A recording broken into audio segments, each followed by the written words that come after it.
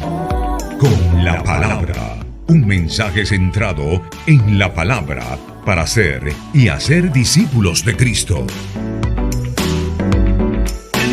Invitarles, mis amados, a que abran sus Biblias en el Evangelio de Mateo, en el capítulo 8, y vamos a leer una vez más. Y cuando decimos una vez más es porque el domingo pasado precisamente estuvimos en este pasaje. Los niños pueden bajar.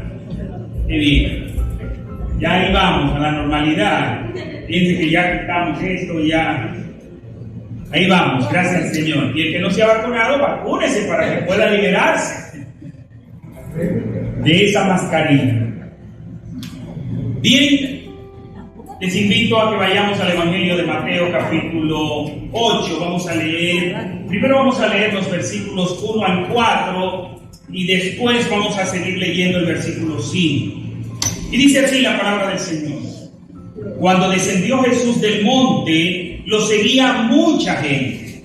En esto se le acercó un leproso y se postró ante él diciendo: Señor, si quieres, puedes limpiarme. Jesús extendió la mano y lo tocó diciendo: quiero, sé limpio. Y al instante su lepra desapareció. Entonces Jesús le dijo: mira, no lo digas a nadie, sino ve, muéstrate al sacerdote y presenta la ofrenda que ordenó Moisés para testimonio a ellos.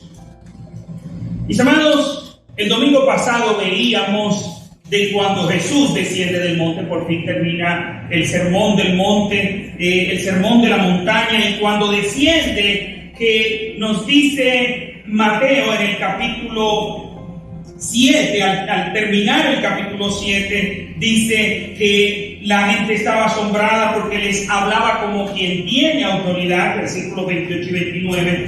Y aquí con este milagro Jesús comienza a demostrarle que no solo su doctrina es como quien tiene autoridad, sino que la doctrina se corresponde con la persona. ¿Por qué? Porque la persona tiene autoridad. Es interesante, mis amados, que los evangelios como se le llama o se le define teológicamente, no son biografías comunes. Ustedes saben, mis amados, que los 4 evangelios nos hablan de la persona de Jesús, pero no son biografías comunes, sino que son biografías teológicas. Y no crean que lo que está escrito allí está escrito por casualidad. No. De hecho, no es un relato inextenso de la vida de Jesús. Es decir, no es que todo lo que Jesús hizo está registrado en los evangelios. De hecho, el mismo Juan dice, refiriéndose a ese tema, dice que si se hubieran escrito todas las cosas que Jesús dijo o hizo, dice él, creo que en el mundo no cabrían los libros de tantos que se dicen. Por tal razón, no todo lo que Jesús hizo está registrado en los evangelios, pero aún esas cosas que están registradas que Jesús hizo tienen un propósito. Estos relatos no son como un manojo de relatos al azar, no. Estos relatos tienen un propósito. Termina el capítulo 7, termina el sermón del monte, y ellos quedan admirados como que Jesús les habla como quien tiene autoridad. Pero ¿qué es precisamente lo que comienza Jesús haciendo conforme a este relato de Mateo? Demostrando su autoridad. Y aquí, en este milagro que Jesús hace al sanar a un leproso, recuerden ustedes que era un hombre que estaba lleno de lepra, un médico lo certifica. ¿Y quién es ese médico? Lucas.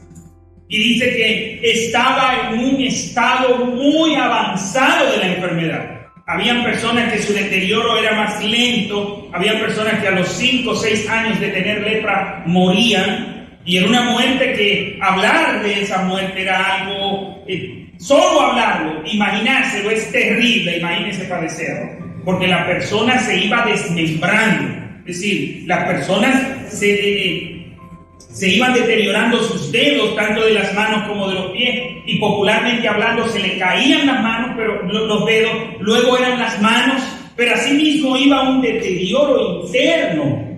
Sus órganos internos se iban deteriorando, a esa persona se le hacía difícil la respiración. Pero no solo la respiración, todo. Quiero de hecho compartir lo que el comentarista, el doctor William Berkeley, comparte en su comentario precisamente de este pasaje y dice: en Palestina, en tiempos de Jesús, al leproso se le impedía la entrada en Jerusalén y en todos los pueblos vallados. En la sinagoga se proveía para ellos una habitación aislada de 3 por 2 metros, llamada Mejizá. La ley enumeraba 68 contactos diferentes que podían contaminar. Y la contaminación que implicaba el contacto con un leproso no solo era menos que grave. Con que un leproso metiera la cabeza en una casa, solo que asomara la cabeza por la puerta, esa casa quedaba inmunda hasta las vigas del tejado. Hasta en un espacio abierto era ilegal, saludar a un leproso. Nadie se le podía acercar más de 4 codos, es decir, unos 2 o 3 metros. Los que hemos estado en distanciamiento social, el leproso vivía en un permanente distanciamiento social. Si el viento soplaba en el sentido del leproso hacia las personas sanas, el leproso debía mantenerse a 100 codos de distancia. Oiga, solo porque el viento soplara. Cierto rabino no se comería ni siquiera un huevo que se pusiera en una calle por donde había pasado un leproso. Un rabino. Otro rabino llegaba a presumir de tirarle piedra a los leprosos para que no se le acercaran, para que estuvieran lo más lejos posible. Otros rabinos se escondían o ponían pies en polvorosa, es decir, salían huyendo, salían corriendo cuando veían un leproso a la distancia. ¿Por qué es importante saber esto? Mis amados, la vida de un leproso era una vida sumamente aislada, era una vida sumamente terrible. Nos dicen los comentaristas que de hecho, cuando a un familiar se le detectaba lepra, se le diagnosticaba lepra, ¿sabe qué hacían? Inmediatamente hacían un funeral de él. Oiga eso. Ahí mismo comenzaban los servicios fúnebres de él. ¿Por qué? Porque en ese momento la familia se despedía de él como un muerto. ¿Por qué? Porque no lo volvería a ver más. Eso que nosotros vimos ahora con el virus, de personas que despedían a sus familiares y decían: es que no lo he vuelto a ver más, porque así mismo moría y era cremado. Así las personas que le diagnosticaban a un familiar como leproso, ese leproso era aislado, por eso le hacían el funeral. Era terrible. La ley ceremonial prohibía de que un leproso fuera tocado, porque el que tocaba a un leproso quedaba inmundo. Sin embargo, vemos que Jesús en este pasaje tocó al leproso, pero la fuente de la pureza es imposible que se quede inmunda. Y todo lo contrario, aunque el leproso era una fuente de inmundicia, la fuente de inmundicia tuvo que ceder, quedó vencida ante la fuente de toda pureza que es Jesús, que es Dios. Y eso mismo, mis amados, ha pasado en nuestras vidas. Ustedes recuerdan el paralelo que hacíamos entre el pecado y la lepra. Así como la lepra deterioraba el cuerpo, el pecado deteriora el cuerpo, pero no solamente eso, así como la lepra deterioraba la vida social de la persona que la padecía, también la vida social se ve deteriorada por el pecado en los seres humanos. No solo era deteriorada la vida social, la vida familiar también era deteriorada en un leproso, y de esa manera también el pecado deteriora la vida en la familia. Y no vamos a entrar en todos los detalles que vimos el domingo pasado, pero hay algo que quiero mencionar que no mencioné el domingo pasado. De hecho, tampoco lo había percibido. Por eso agradezco al Señor por las células. El martes pasado, mientras participaba de la célula número 3, un hermano, el hermano Julio Loja, hace un comentario precisamente de lo que sucede allí, y yo no me había dado cuenta. Pero no solamente eso, yo leí varios comentaristas para preparar el mensaje y no lo mencionan. Y el hermano Julio dice: la humildad con la que el leproso se acerca a Jesús. Eso me impactó. Y eso me dejó pensando durante varios días. El hermano dice: este hombre estaba enfermo. Este hombre estaba en una situación real, en una situación difícil, pero no se acercó a Jesús exigiéndole. Se acercó con humildad y le dice: si quieres. Si tú no quieres, lo acepto, pero si quieres, puedes limpiar. Qué manera tan humilde de acercarse a Él. ¡Wow! Y eso me dejó, le digo nuevamente, me dejó impactado durante toda la semana pasada.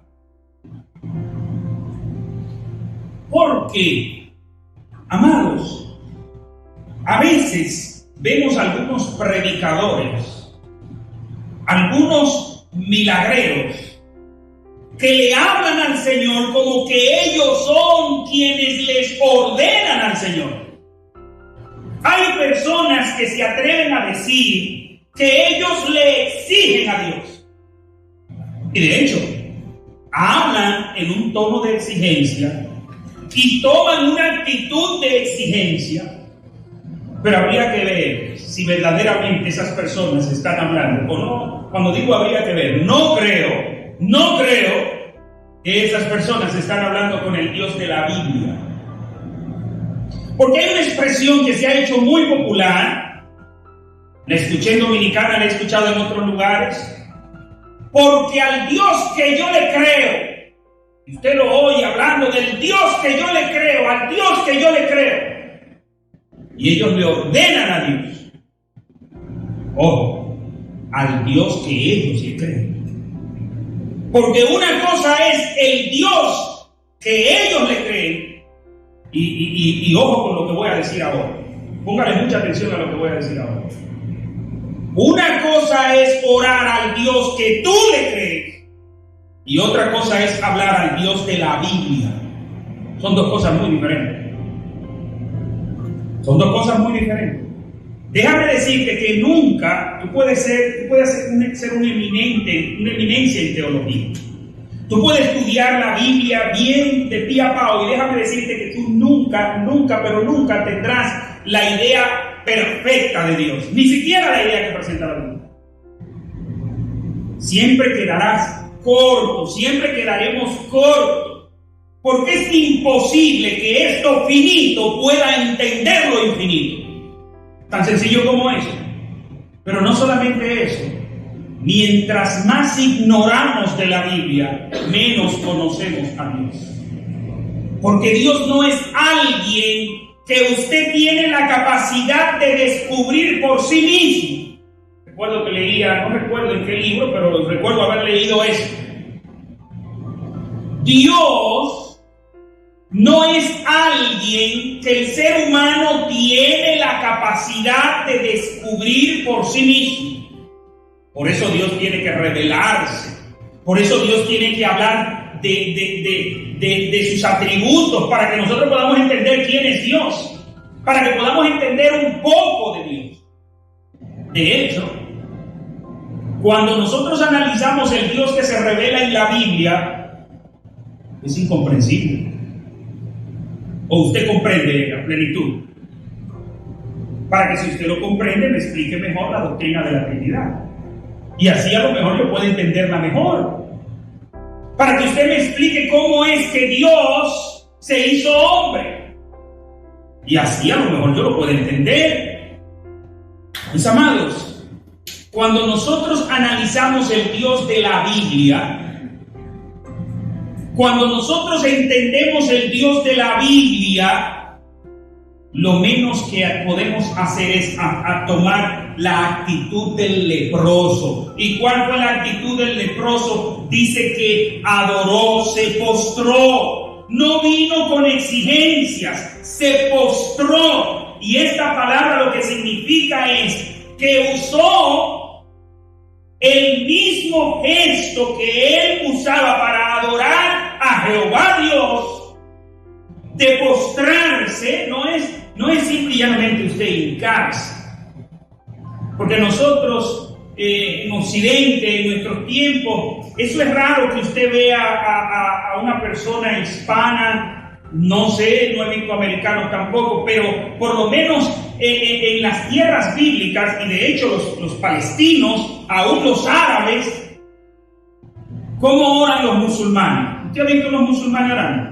Ponen una manta, rostro en tierra. Yo no he visto, no es común, no es que no he visto, perdón. No es común orar de esa manera entre nosotros. Y hay algunos que ni siquiera se hincan para orar.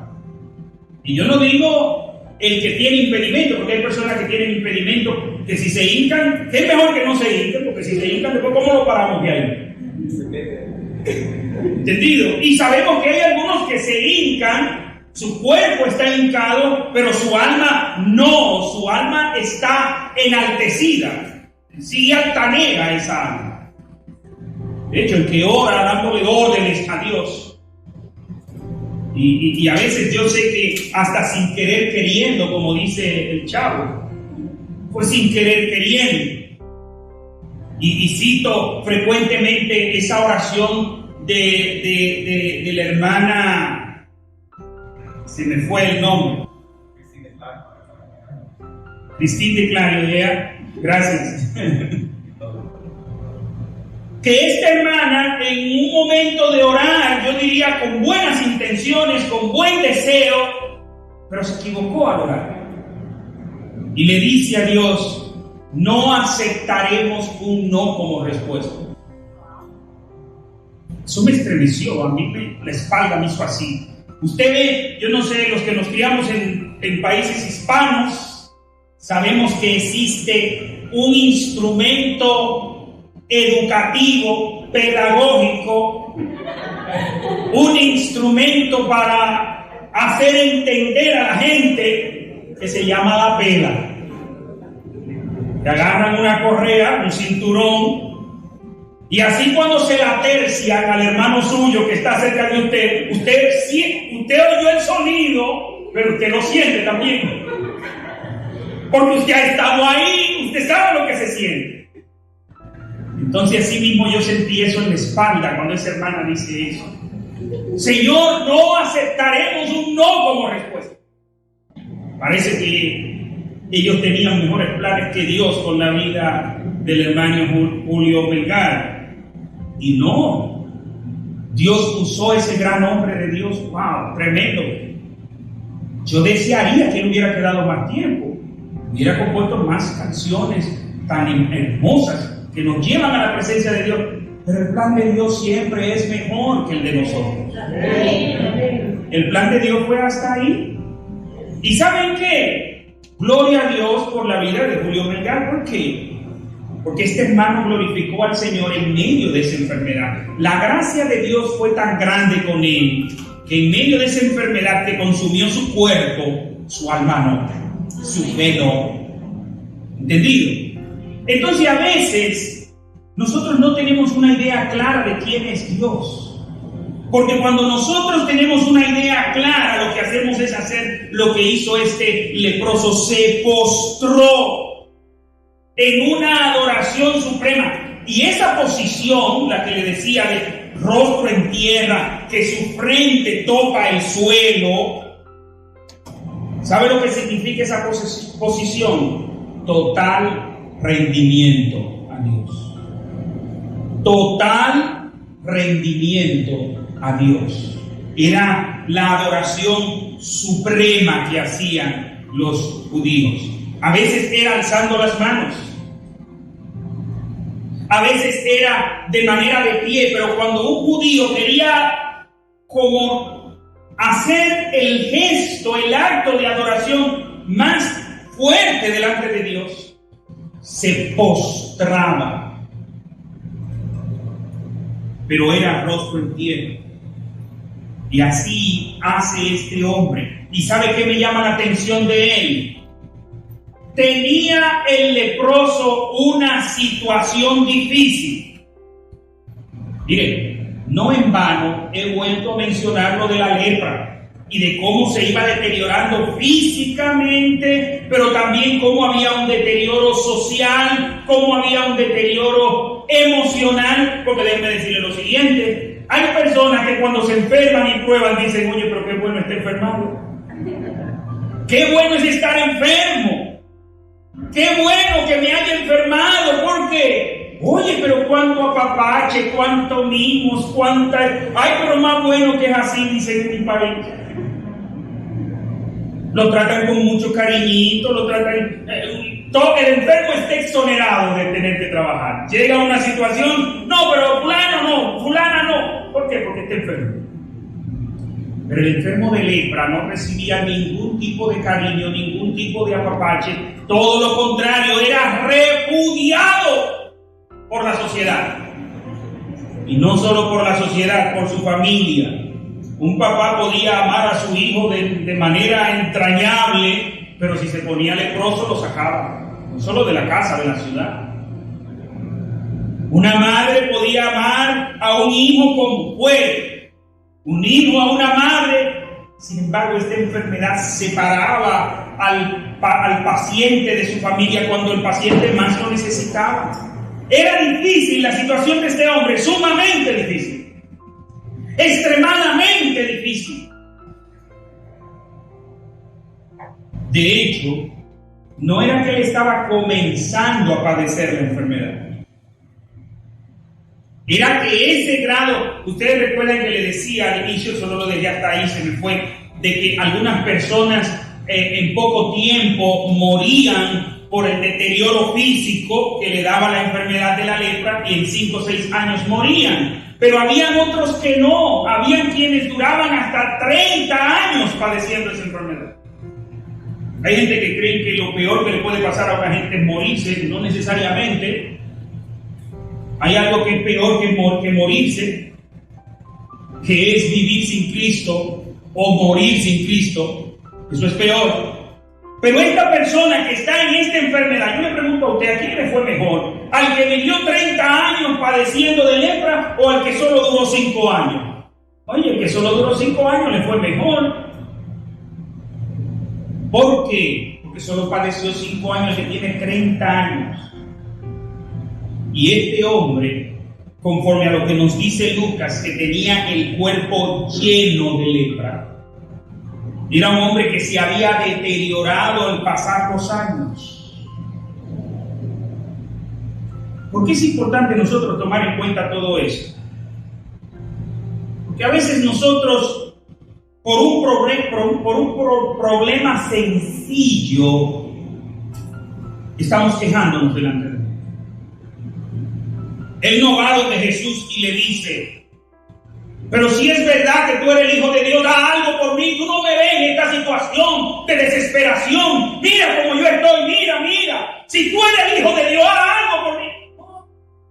Él no va de esa manera. Él no va altanero. Mira que él no necesitaba la sanidad 1 y 1000 veces. Sí la necesitaba. Era difícil su situación, inmensamente difícil. No creo que ninguno de los que estamos aquí hemos pasado por una situación tan difícil y por tanto tiempo como la que tenía el leproso. Pero eso no lo llevó a presentarse de manera altanera delante de Dios. Y yo creo que si este hombre, bajo esas circunstancias, se presentó donde Jesús, Señor, y se posa, si quiere, puedes limpiarme. En ese momento su cuerpo estaba postrado, pero yo creo, esto no lo dice la Biblia, esto no lo dice el texto, pero yo creo que el corazón de este hombre había estado postrado delante de Dios hace mucho tiempo. No fue ahí en el instante, no fue ahí en el momento. Y esto me lleva a creer que este hombre, de alguna manera, conocía a Dios, era creyente en Dios, pero también reverenciaba a Dios independientemente de la situación en la que se encontraba. Este hombre puede ser un reflejo de ti y de mí. A veces, desde que estamos pasando por una situación difícil, dudamos de Dios.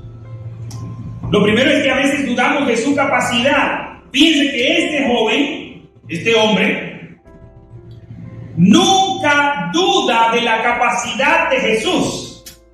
Él dice: Señor, y tú podrás limpiarme. Mira esta situación mía. ¿Tú crees que bajo esta circunstancia tú puedas hacer algo? No, él no le dice eso. De hecho, su expresión, si quieres, puedes limpiarme, él está convencido de que Jesús puede. Lo único que a él le hace falta es saber si esa era la voluntad de Jesús. Y por eso va y se postra: Señor, si tú quieres, puedes limpiarme. Y a lo que yo le añadiría: Señor, pero si tú no me limpias, tú eres Señor. Porque ya le dijo Señor. Él no le dice Señor después que Jesús lo limpia. Antes que Jesús lo limpiara, ya él le dice Señor. Primero lo reconoció como Señor antes de pedir un milagro de él. Señor, si quieres. Y miren, mis amados, ¿por qué enfatizo lo de Señor? Esa palabra Señor que está usando este hombre, en hebreo Adonai, ustedes lo conocen, esa expresión Adonai, en griego Kurios, era la palabra exclusiva para Dios. Me gusta en inglés. En español tenemos la misma palabra, Señor, y le decimos Señor a Dios y Señor a los seres humanos. Pero me gusta en inglés que hay una palabra exclusiva para Dios. Asimismo, este hombre se presenta con la palabra exclusiva de Dios. Por eso en nuestras Biblias, fíjense que está Señor con una S mayúscula, porque era la expresión que se usaba, la palabra que se usaba para Jehová Dios. ¿Qué le está diciendo este hombre a Jesús? Tú eres Dios. Y él se presenta ante Dios con toda esta humildad. Mi situación es difícil, pero si tú quieres, puedes limpiarme. Si tú quieres, Señor, límpiame. Que nosotros aprendamos a ir a la presencia de Dios, orando al Señor por nuestras necesidades, orando al Señor por nuestras dificultades, pero como el mismo Jesús nos enseña, que nosotros aprendamos a decirle al Padre: Padre, pero no se haga mi voluntad, sino la tuya. Señor, yo quiero que me sanes de esta enfermedad. Yo sé que tú tienes el poder para sanarme de esta enfermedad, pero si no es tu voluntad, no me sanes. Déjamela, porque por algo me la enviaste. Señor, yo sé que tú puedes sacarme de esta situación que estoy viviendo. Yo sé que tú tienes el poder, no lo dudo en lo más mínimo. Pero si no es tu voluntad, si no es tu plena voluntad, no me saque de esta situación. porque por algo tú me enviaste estas cosas. Wow. Eso es saber quién es Dios. Eso es saber, eso es conocer quién es Dios. Yo recuerdo que escuché un anuncio una vez en una emisora evangélica dominicana, Pura Vida, un anuncio que estaban dando de un entrenamiento para orar. Y yo recuerdo que el anuncio decía: venga y aprenda cómo usted cambiar los planes de Dios en oración. Y dije, ¿qué? Eso es no conocer a Dios, eso es no conocer la oración y eso es no conocerse usted tampoco. ¿Podemos nosotros cambiar los planes de Dios? Gracias a Dios que no. Gracias a Dios que no, porque si nosotros podemos cambiar los planes de Dios es porque Dios no es Dios. Es porque nosotros somos Dios. Y ese es el problema de los que se enaltecen tanto de esa manera, que ellos se creen Dios. ¿Por qué? Porque cuando usted le está dando órdenes a Dios, ¿quién es que es Dios entonces? Una de las descripciones que nos habla la Biblia es de la soberanía de Dios. No pueden haber dos soberanos en la misma dimensión. Es imposible. Dos soberanos en la misma dimensión. Y si Dios es el soberano de soberanos, no está para recibir órdenes de nosotros. Porque si el Hijo amado quiso someterse al Padre, ¿qué nos toca a nosotros los hijos adoptivos? Que no se nos olvide, somos adoptados. El Hijo amado, el cual tiene una relación especial con el Padre, es Jesús. Nosotros somos hijos en Cristo. Somos hijos en Él. Fuimos adoptados en Cristo. Por eso cuando yo escucho a algunos hermanos, esa oración lo que hace es evidenciar la ignorancia que hay de Biblia. Recuerdo que alguien me comentaba que una persona le comentó, y cuando él está hablando así, y este hermano le va a citar la Biblia, no me cite la Biblia, porque al Dios que yo le creo es capaz de escribir otra Biblia como la que tú tienes. El que me dice eso lo reprendo y me voy de ahí. Es un demonio. ¿Es capaz Dios de escribir otra Biblia? De su capacidad no dudamos, pero Él no va a escribir otra Biblia. ¿Sabe por qué? Él no cambia. Y Jesús ya dijo: antes el cielo y la tierra dejarán de existir, pero mis palabras no pasarán. El cielo y la tierra pasarán, pero mi palabra no pasará. ¿Qué quiere decir eso? No, Dios no va a escribir otra Biblia. Y a veces, con ciertas expresiones, nos creemos que son gente de más fe. Y una gente así dice: wow, ¿cuánta fe tiene ese hermano? No, eso es lo que no tiene. O sí, tiene mucha fe, pero mala. Mala fe este tiene. No fe correcta. Este hombre llega delante de Jesús reconociendo quién es Él. Es parecido al caso del centurión. Pero no puedo pasar al caso del centurión sin antes hablar del último versículo que leímos. Es el versículo 4, que dice: entonces Jesús le dijo, ustedes recuerdan que no tratamos el versículo 4 el domingo pasado. Jesús le dijo: mira, no lo digas a nadie, sino ve, muéstrate al sacerdote y presenta la ofrenda que ordenó Moisés para testimonio a ellos. Miren, mis amados, nuevamente quiero agradecer al Señor por la célula.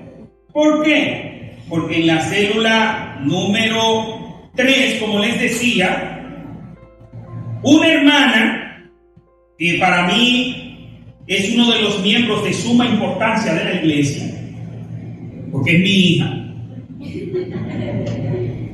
Sí, para que de pronto, pero aquí entonces con favoritismo. Sí, hay una responsabilidad mayor con mi familia. Porque dice la Biblia que el que no gobierna bien su casa no puede administrar la casa de Dios. Que no administra bien su casa Esa palabra ahí es mejor usar la palabra administrar que gobernar, porque se cree que es el que es un tirano en su casa. No. Es quien administra su casa, quien lleva bien su casa. Y el que no sabe administrar su casa no puede administrar la casa de Dios, dice el Señor. Y mi hija pregunta, ¿por qué Jesús le dice, no lo digas a nadie? Si no ve, muéstrate al sacerdote y presenta la ofrenda que ordenó Moisés. Esto me dice, le dije a ella, bueno, voy a responderte en el mensaje del domingo, porque me imagino que ustedes también se quedarían con la incógnita. Yo iba a saltar al versículo 5, a la fe del centurión, que era el mensaje que tenía preparado para hoy. Sin embargo, vamos a hablar un poquito de esto, de por qué Jesús le dice a este hombre, mira, no lo digas a nadie, sino ve, muéstrate al sacerdote y presenta la ofrenda que ordenó Moisés para testimonio a ellos. Cuando Jesús dice no lo digas a nadie, es que Jesús quiere que este milagro se mantenga como un secreto extremo. No, porque el mismo contexto nos lo dice. Versículo 1. Cuando descendió Jesús del monte, le seguía mucha gente. Hay otras versiones que traducen una multitud de gente. ¿Qué quiere decir? Jesús hace este milagro, ¿cómo? Enfrente de una multitud de personas. ¿Quiere decir entonces que Jesús lo que está diciendo es que esto se mantenga en secreto? No, porque no se hizo en secreto ese milagro.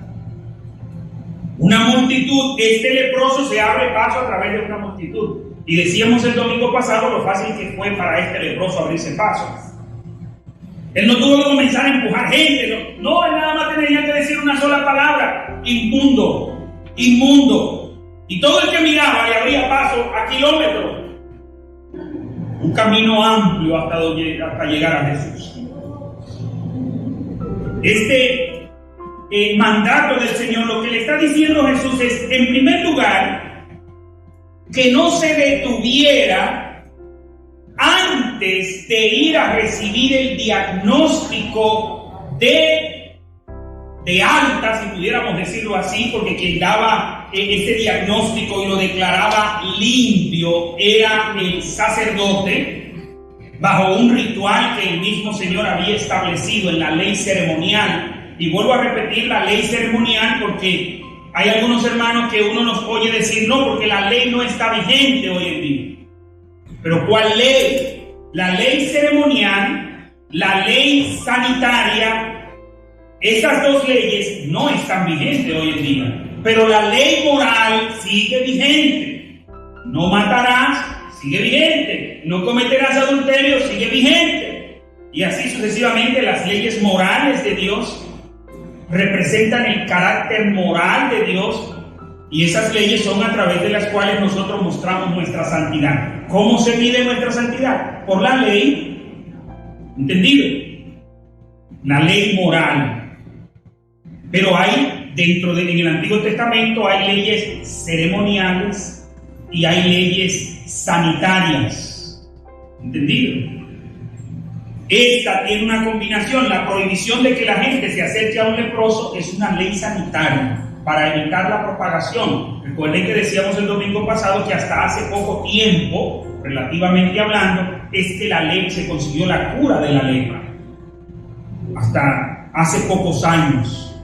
Antes de ahí existían los leprocomios, que quizá algunos de nosotros lo llegamos a conocer. ¿Qué es lo que Jesús le está diciendo a este leproso? No te entretengas contándole. ¿Qué era lo más natural que le pasara a este hombre? Un hombre que tenía un estado avanzado de lepra, quiere decir que tenía muchos años que no veía a su familia. Tenía muchos años que si tenía esposa, no estaba con ella. Si tenía hijos, no estaba con ellos. Quizás le pudieron haber nacido hasta nietos. Y él no conocerlo. Pero no solamente eso, sus amigos, él iba a ver cuáles quedaban vivos, el barrio donde él se crió, todos sus familiares, y podía entretenerse mostrándose delante de ellos. ¿Y qué pasaría entonces? Que este milagro llegaría a oídos de los sacerdotes antes que el leproso, o que el ex leproso.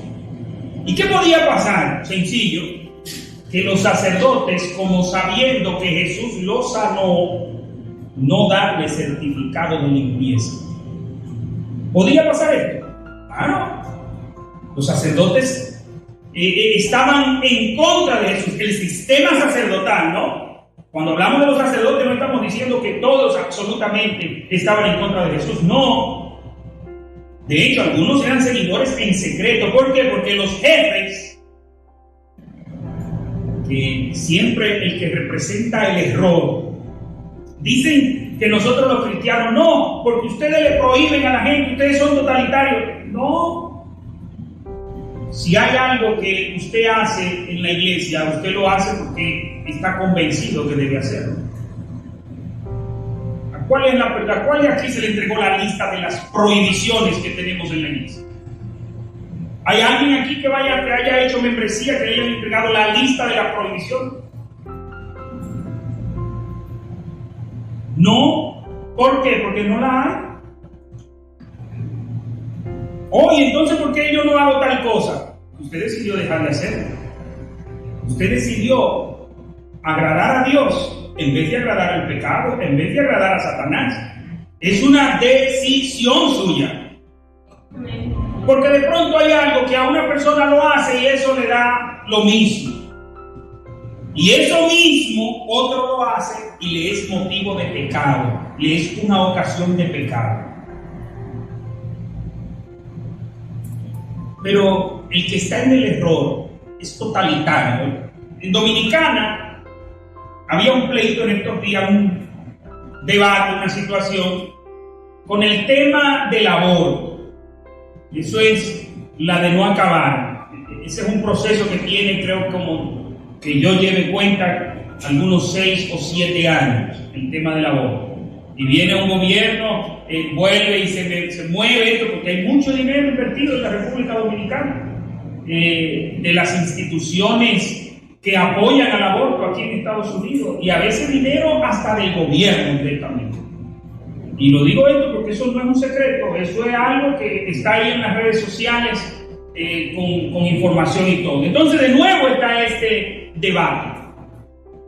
¿Y sabe qué hace la secretaria de la mujer, la actual secretaria de la mujer en la República Dominicana? Dice que en su despacho, en su institución, nadie puede estar en contra de las 3 causales. Y yo, prohibido pensar a todos los que están trabajando con esta mujer. Porque cuando usted dice nadie puede estar en contra de tal cosa, dice, señores, analicen lo de las 3 causales y se van a dar cuenta que es lo correcto. Eso no es lo que ella dice. Lo que ella dice es nadie puede estar en contra. Y bajo una orden. Entonces así mismo pasaba, no crea usted que eso es ahora. Así mismo pasaba en el sistema sacerdotal. Ustedes no recuerdan frecuentemente cómo, pero nadie quiso decir nada para no estar en contra de los judíos. A esos judíos, esa expresión ahí quiere decir de los líderes judíos. No era de todo el pueblo, no, de los líderes judíos. Y para que refresque su memoria, ¿usted recuerda el ciego de nacimiento que Jesús lo sanó? Y le preguntan al ciego, ¿y quién te sanó? Y yo se lo dije. Y mandaron a buscar a los padres. Y le dicen, ¿es verdad que ese muchacho es hijo suyo? ¿Ese hombre es hijo suyo? Sí, él es hijo de nosotros. ¿Y es verdad que nació ciego? Sí, él nació ciego. Toda la vida fue ciego. Si se lo preguntan a un dominicano, ciego aterró.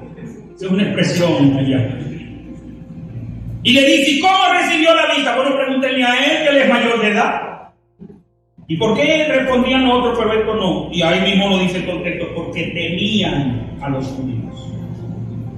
De pronto, el sacerdote que analiza a este hombre, sigue el ritual, puede negarse a darle la certificación de que está limpio. ¿Por qué? Porque fue un leproso que limpió Jesús. Y esa es la razón por la cual Jesús le dice, cuando le dice no le digas a nadie, eso es Interesante, valga la promoción del seminario, la clase de hermenéutica que estamos dando. Usted tiene que aprender a leer la Biblia porque hay expresiones que son expresiones idiomáticas. Es como cuando el Señor dice en otro lugar: el que no aborrece padre a madre. ¿Está Dios mandando a que usted odie a su familia? No, esa es una expresión de ese entonces, que lo que significa simple y llanamente, rápidamente, es que usted no puede amar más a sus padres que a Dios. Eso es lo que significa. El que ame más. Cuando Jesús dice: no le digas a nadie, lo que le está diciendo: no te entretengas contando de él y preséntate al sacerdote para que te den el certificado de limpieza. En otra porción bíblica, cuando el Señor envía a los 70 a predicar, ¿qué dice? No se detengan a saludar a nadie. Yo recuerdo que en una ocasión salimos a compartir el evangelio allí en Dominicana, en una iglesia que yo pertenecí, y una hermana ve que alguien me pasa y yo lo saludo y le doy la mano, y cuando me dice: hermano, usted sabe, yo era nuevo, estoy hablando a usted, hermano, usted sabe que usted no puede saludar a nadie cuando usted sale a predicar el evangelio. Y digo: no. Me dice: Jesús dijo, y me busca la cita bíblica. Yo quedé asustado, sobre todo por lo que me dijo ella después. Usted sabe que los demonios de esa persona se le pueden transferir a usted cuando usted está saludando. ¿O sí? Y yo lo creí, hermano. Pero no es eso. El Señor me está diciendo que usted no salude. Lo que pasa es que los judíos de los tiempos bíblicos se saludaban y comenzaban a preguntar desde el más anciano hasta el más niño, y fácilmente ese saludo podía durar 2 o 3 horas. Y ya desde que usted tenía 2 o 3 horas con él, dice: pero ven a comer porque ya tú tienes que tener hambre. Y en ese saludo se podía pasar un día usted. En un saludo, fue a saludar a fulano. A eso era que Jesús se refería. Aquí no es que no se lo digan a nadie porque está prohibido hablar de este milagro. Es un milagro en secreto de Jesús. En secreto, delante de una multitud. No, es eso. Pero hay algo además que Jesús dice para testimonio a ellos. Para testimonio a ellos. Cuando ellos te vean, te van a reconocer que tú eras ese leproso, pero van a tener que reconocer que tú estás limpio. ¿Y cómo tú estás limpio? Te van a preguntar en algún momento. Y entonces tú le vas a dar el testimonio a ellos. Hay una prueba irrefutable del poder de Dios en tu vida. Hay una evidencia que ellos no podrán soslayar. Hay una evidencia que ellos no podrán anular.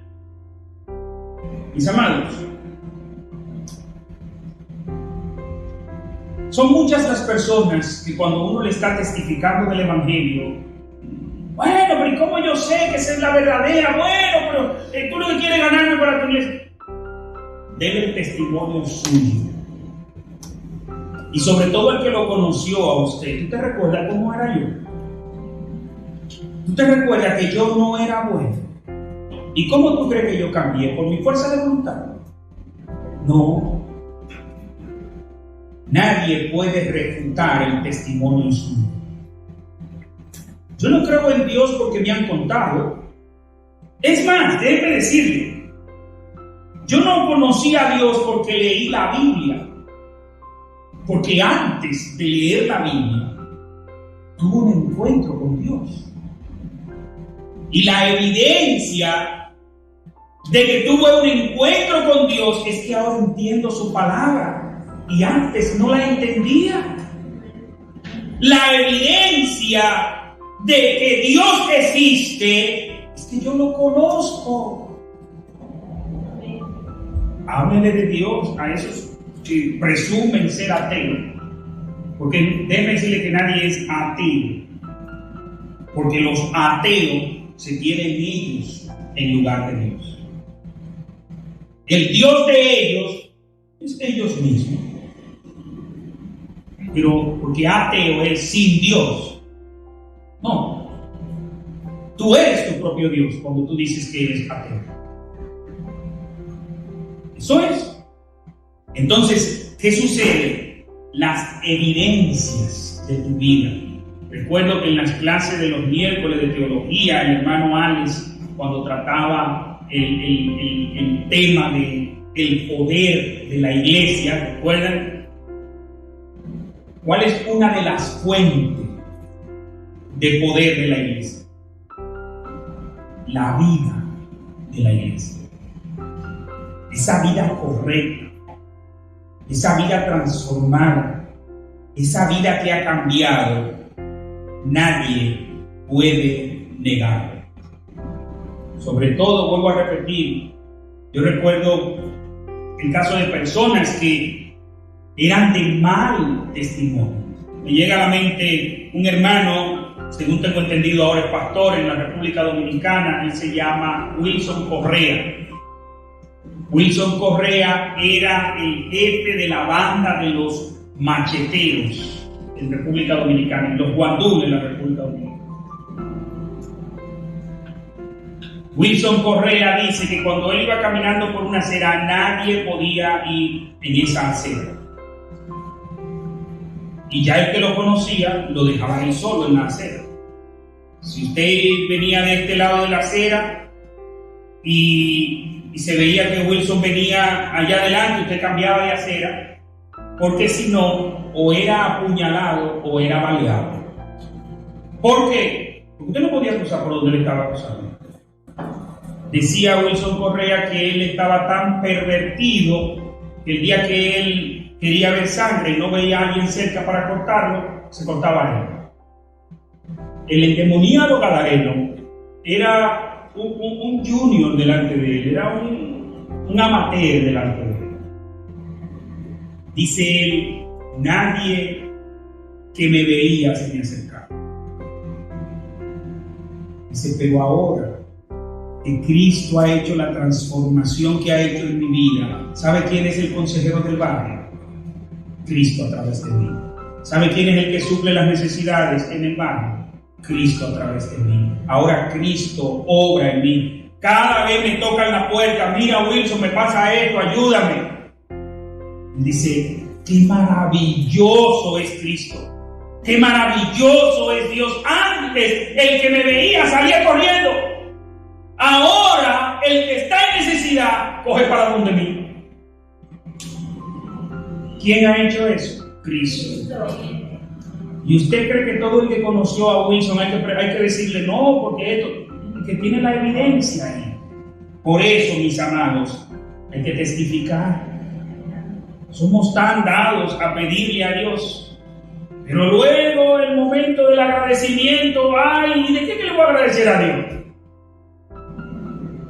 Lo primero que tiene el mal agradecido no es mal agradecimiento, es mala memoria. Eso es lo primero que pierde la vida. Y cuando una gente es mal agradecido, lo primero es que no tiene. ¿Y de qué yo tengo que agradecerte a ti? Eso es lo primero. A veces usted ve hijos diciéndole eso a los padres, 15, 20 años. Pero que te agradezca ¿qué? 15 años dándote de todo.